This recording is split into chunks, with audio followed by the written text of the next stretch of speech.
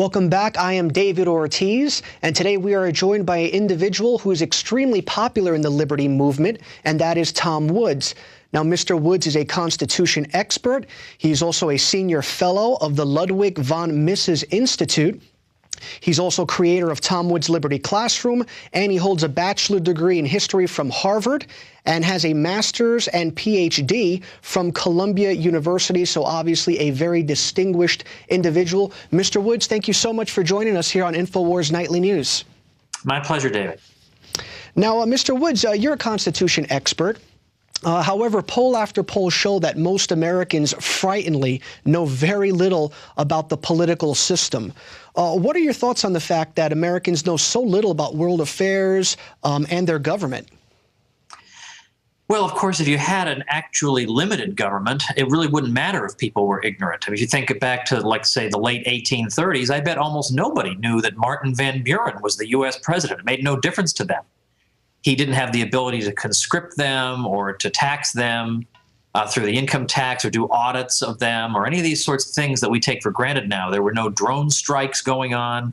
There were no kill lists. So in those days, it didn't matter if you didn't know anything. But today, unfortunately, we don't have that luxury. And so when you don't know anything about what's going on, that makes it a whole lot easier for them to pull things on us, to tighten the vice around our necks.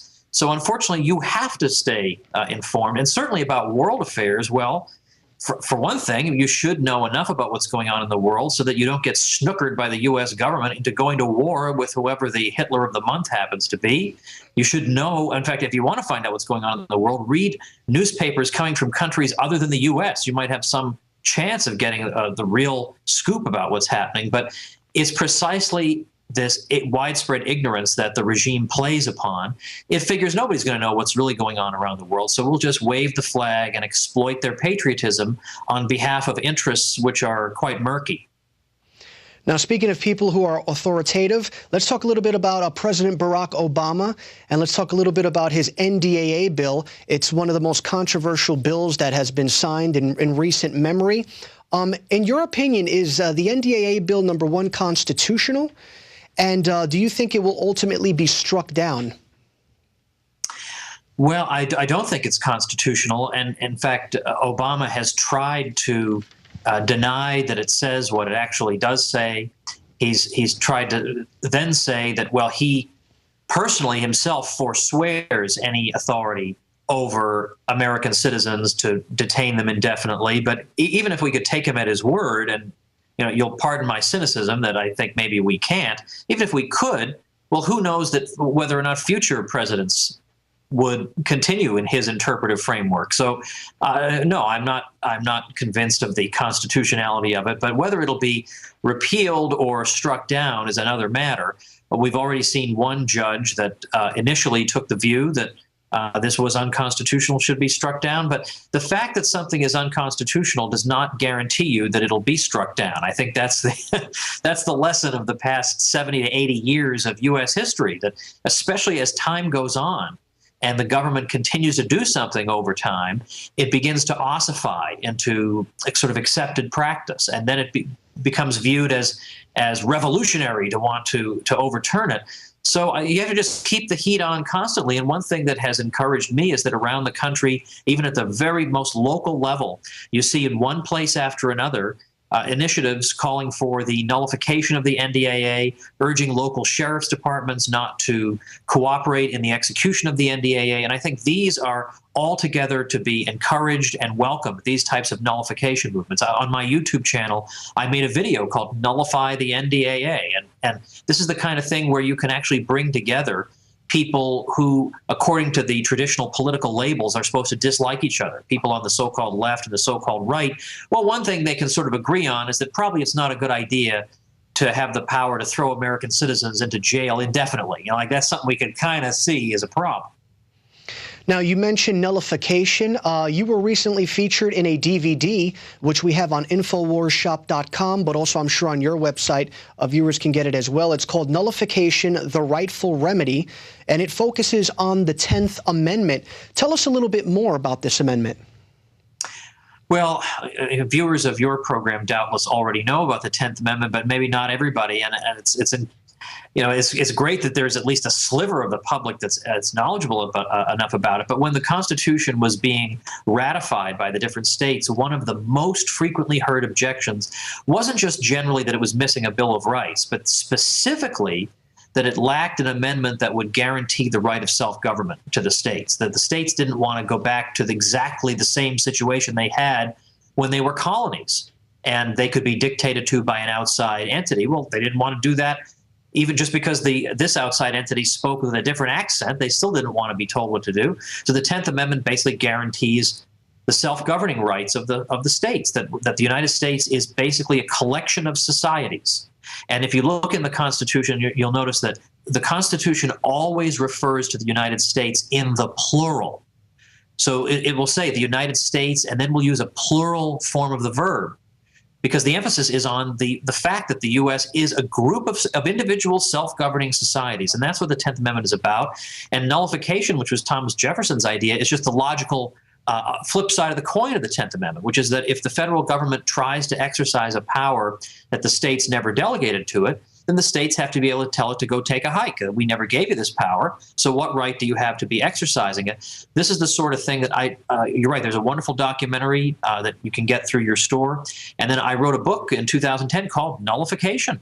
That just chapter by chapter goes through the totally forgotten U.S. history of how the states used to do this. The things states used to get away with is just blow your mind, and talking about how we can employ this tool today. But the more we use this word, the better, because it's a forbidden concept. We're not supposed to be talking about it. The New York Times doesn't want us talking about it. The Democrats, the Republicans don't want us talking about it. So that alone makes it worth talking about. And my own view is that the more we can get the word nullify into colloquial usage, the better. This is the way you and I can spot ourselves across a crowded room, so to speak, that if I order a drink and then I suddenly decide, well, maybe on second thought, I'd rather have a bourbon on the rocks, I should say to the bartender, bartender, I'd like to nullify my order and replace it. And then that way he'll know I'm one of these people. Right, right.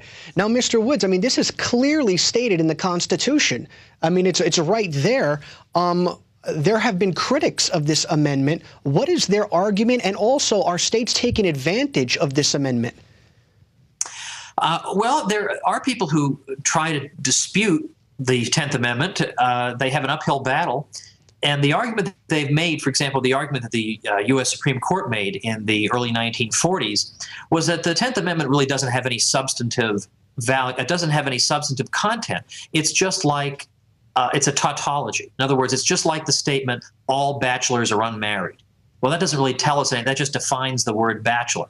Well, likewise, for the 10th Amendment to say all powers not delegated are reserved, well, of course all powers not delegated are reserved. But then they go on to take the view that, however, an expansive number of powers have indeed been delegated. So the 10th Amendment doesn't really apply.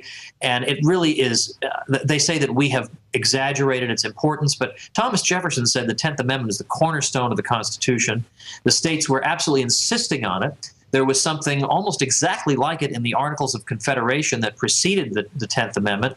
And really, the 10th Amendment, even if you hadn't had a 10th Amendment, the Constitution would be identical. The 10th Amendment is just spelling out what's already implicitly contained. Because common law held that when you have a document like the Constitution, the Constitution is considered to have given an exhaustive listing of powers. Well, Article 1, Section 8 is precisely that exhaustive listing. So even if you didn't have a 10th Amendment clarifying that the federal government has nothing other than this exhaustive list, common law principles would have taken care of that this is an exhaustive list, that when you have a governing document like this, it is presumed that the list is exhaustive. Now, in terms of whether states are taking advantage of it, well, there are two senses of taking advantage. I mean, the left would say that some of the states are trying to exploit the 10th Amendment for their own purposes, but I like the interpretation of take advantage to mean to appeal to the 10th Amendment to get from it the powers that the states were indeed intended to retain.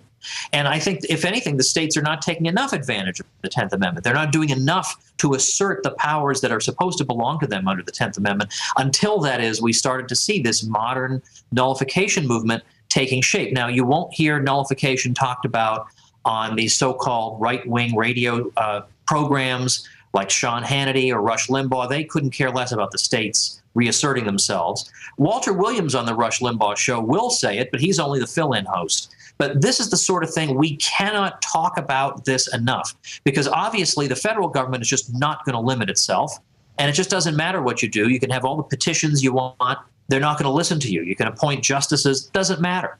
So we have to start at the other end of things, namely at the local level, asserting the power of nullification as a constitutional remedy, not something that you and I thought up in the year 2012, but as something that we can trace back to the ratifying conventions of the late 1780s. Now, in about a month or two, I'm told that you're going to be featured in another documentary called The Bubble, which focuses on the state of the U.S. economy. What are your thoughts on the state of the U.S. economy? I mean, we hear the phrase economic collapse. Today, I hear that there are riots going on in Spain where people are literally looking for food in trash bins. That's a story that I just saw today. What is your take on the state of the U.S. economy? Well, first I'll just note that The Bubble, which you can find out about at thebubblefilm.com, the idea of it is really trying to learn from the past so we can learn about what we should do now and what's likely to happen in the future. So we actually talked to people who predicted that there was going to be a problem, you know, like the Ron Pauls of the world, for example. These are the people we want to talk to. And it's kind of surprising there hasn't been a documentary like that, talking to those people about the economy and talking about what we should do in the future. You'd think these would be the first people you'd get in line to go see. But in terms of today, well, what I think is likely, I don't think the U.S. economy is going to fully collapse, so to speak, because I do believe in the ability of free individuals to find each other and satisfy what they need and satisfy their requirements. I think the black market economy, by and large, would pick up where the out in the open economy leaves off. If the government tries to impose restraints of various kinds or whatever, one way or another, we'll solve each other's problems. We'll be there for each other. But we're going to be in for a pretty rough, I don't know how many years. I think eventually the situation is bright. Once the U.S. government ultimately admits that it's bankrupt, I think things are rosy after that. If we can clear away this debris of these self-perpetuating bureaucracies, then maybe we can breathe again. I think the main problem is that we've got these entitlement programs that a lot of people are dependent on. The problem is there's no way to pay for them. Lawrence Kotlikoff, who's a Democrat from Boston University, is estimating that the present value of the unfunded liabilities, Social Security, Medicare, is in excess of $220 trillion. Now, that doesn't mean that's the amount of money we're going to have to pay out over the next 75 years. That figure means that's the amount of money, $220-something trillion, is the amount of money we would have to invest today, earning a decent return, in order to be able to pay out all of the payments that are going to be required over the next 75 years. Well, the U.S. government hasn't got a spare $220 trillion. So this is mathematically impossible, and these are going to be wrenching changes. And so what we have to do is be prepared for this and be prepared to help our fellow Americans through what will be a very wrenching and difficult series of changes. But we have to recapture what it means to be Americans. In the 19th century, Alexis de Tocqueville, the great European observer of America, said, the funny thing about America is that in Europe, anytime any project needs to be undertaken, they come up with some government involvement. But in the U.S., there's always some voluntary organization that spontaneously comes into existence to solve the problem. That's what we're going to need to do again. Now, Mr. Woods, we only have a few more moments, rather, so I'm going to ask you one more quick question. Recently, Gary Johnson, speaking of democracy and the presidency and the upcoming elections and the importance of individuals getting involved in our political system, Gary Johnson recently filed a lawsuit against the Commission on Presidential Debates, saying that it was completely unconstitutional that he be prohibited from participating in the debates. Do you know about that lawsuit? And if so, does he have a case? I don't know enough. I know about the lawsuit. I don't know enough about the details of the lawsuit. I'm not convinced that he has a case. I think morally he has a case.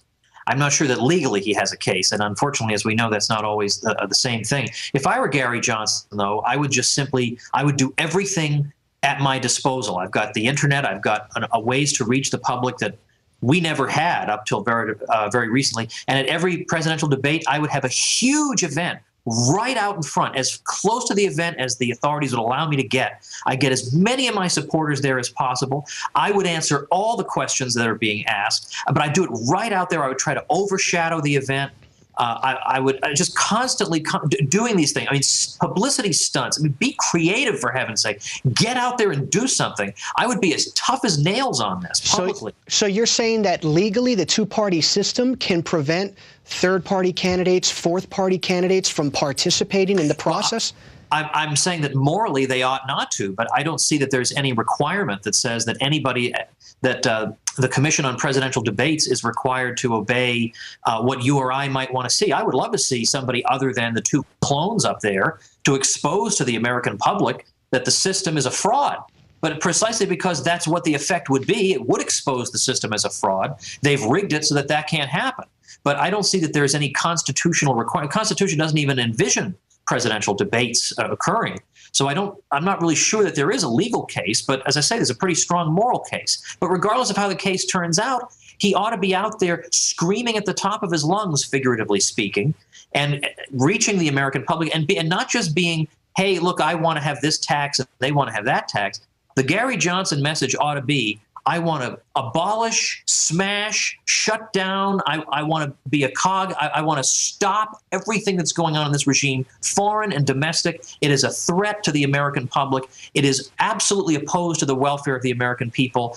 These two people inside this building are yammering on about meaningless questions. I'm the only one who will give you the real answers. I mean, that's the way I would spin it. And regardless of how some politically well-connected lawyer, namely a judge, rules in my favor, nevertheless, I'm getting my message out to the public. Now, Mr. Woods, we have 30 seconds left. Is there anything else you'd like to tell the public? Well, just refuse to listen to CBS and the New York Times. I'm glad to say that, as my friend Lou Rockwell puts it, I don't think anybody under 25 even reads a newspaper anymore. And because of that, it's much harder for them to keep their grip over your minds. And that's a wonderful thing. And I hope also you'll follow me at tomwoods.com. Well, Mr. Woods, thank you so much for your time. We greatly admire your work, and we greatly admire the fact that you're fighting for the Patriot movement. Thank you so much. My pleasure, David. Thanks for having me. And remember, if you want to continue supporting our operation, become a member of prisonplanet.tv. It's a wonderful website.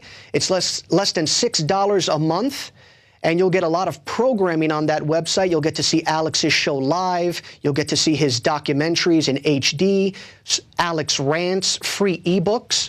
It's a wonderful, wonderful website, and again, it helps fund our operation.